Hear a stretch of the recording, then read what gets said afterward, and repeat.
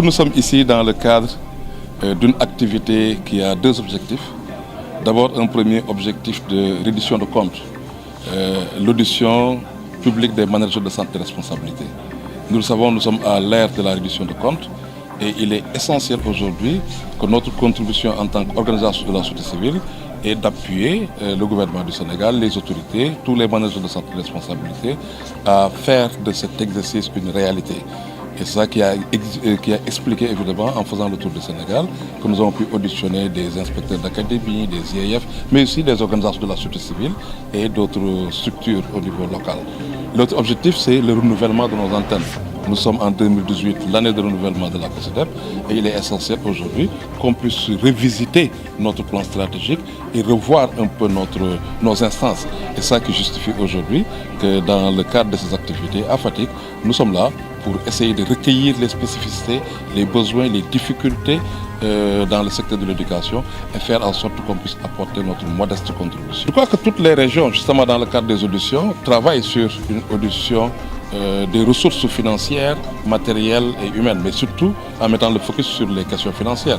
Parce que nous savons que les questions financières sont devenues des questions qui ne sont pas toujours rendues publiques.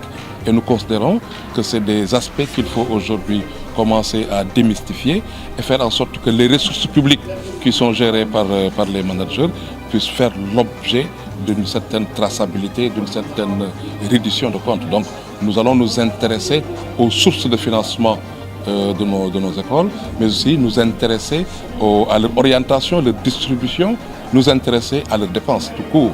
Mais ça, nous ne devons pas simplement le faire pour les institutions publiques, mais nous devons aussi nous l'appliquer. C'est pourquoi, tout à l'heure, vous allez entendre aussi une audition de l'antenne de COSYDEP Fatick qui vous dira aussi ses sources de financement et ses dépenses prioritaires. Et quelles sont les stratégies de la COSYDEP? C'est ça justement qu'on est en train de construire. Nous ne voulons pas avoir un plan stratégique qui soit bâti dans un bureau, mais nous voudrions aller faire le tour du Sénégal et recueillir les attentes des bénéficiaires. Donc faire en sorte que ce soit un plan stratégique pertinent parce que fondé sur les réalités du terrain. Donc nous sommes ici à Fatick, nous espérons qu'à l'issue de cette rencontre-là, des priorités vont être dégagées, les spécificités vont être signalées et donc nous allons les concocter avec ce que nous aurons recueilli dans les autres régions et construire un plan stratégique 2019-2021 qui va nous guider. Et en résumé, quelles sont les principales difficultés qui vous ont été signalées au cours de votre tournée?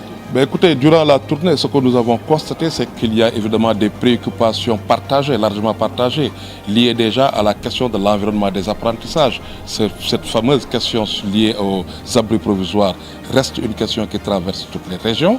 Nous pensons qu'il faudrait faire en sorte que l'environnement des apprentissages puisse en tout cas répondre à un minimum qui puisse permettre de booster la qualité en termes d'écoles clôturées, en termes de disponibilité d'eau, d'électricité, mais faire en sorte évidemment que la fameuse question des abris provisoires puisse être résorbée de manière définitive. L'autre question qui revient sur la table, c'est lié évidemment à la crise des performances. Nous le savons, nous avons un système éducatif qui investit beaucoup, autour de 400 milliards par an, depuis plus de 15 ans, mais qui ne fait pas de résultats. Il y a des pays qui investissent moins et qui font de bien meilleurs résultats.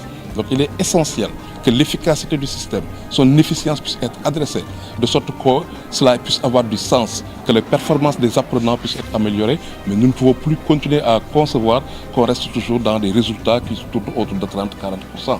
Ça, c'est une question qui est largement posée. Troisième question qui est posée et qui reste aussi pour nous un défi assez important, c'est lié justement à l'implication des communautés.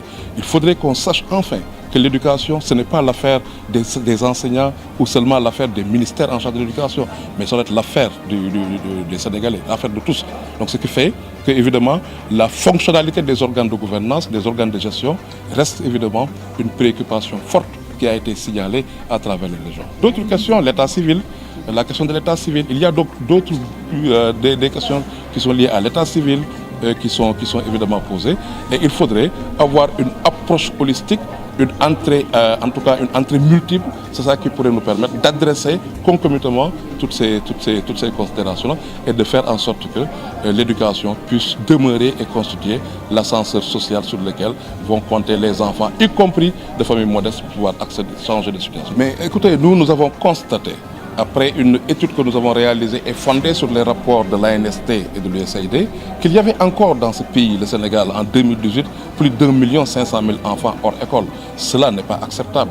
Donc comment faire pour que le droit à l'éducation puisse devenir une réalité pour tous, sans exception, que ce soit des garçons ou des filles, des enfants vivant en zone rurale ou urbaine, des enfants vivant avec ou sans handicap, mais que tous, qu'ils aient des moyens ou pas, puissent espérer changer de situation sociale à partir de l'éducation. Cela, pour nous, c'est une question qui est fondamentale.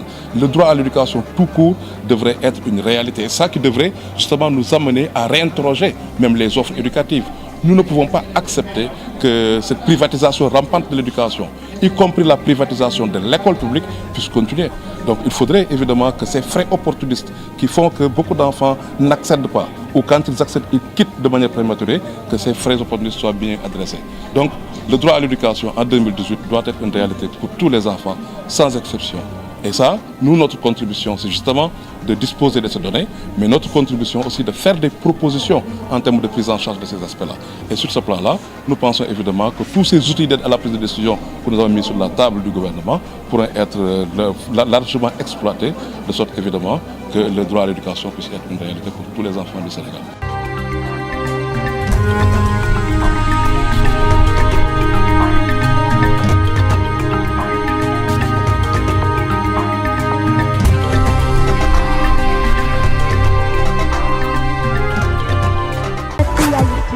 Sur Sen TV Sénégal. Politique, people, éducation, sport, culture, art. Pour plus de merveilles, abonnez-vous sur Sen TV Sénégal. Regardez Sen TV au Sénégal, les frères. Sen TV Sénégal. Sen TV Sénégal. Sen TV Sénégal, meilleure télé. C'est la France qui vous le dit. Assalamualaikum mbokk Sénégal wóoratul bañ a seetaan Sen TV man la Michel Perlo from Moscou mooy pass ma dream Sen TV ñoo ngi seetaan Sen TV. Bonjour, je suis Zidane, chers téléspectateurs. Moi, personnellement, je vous conseille de regarder Sen TV au Sénégal.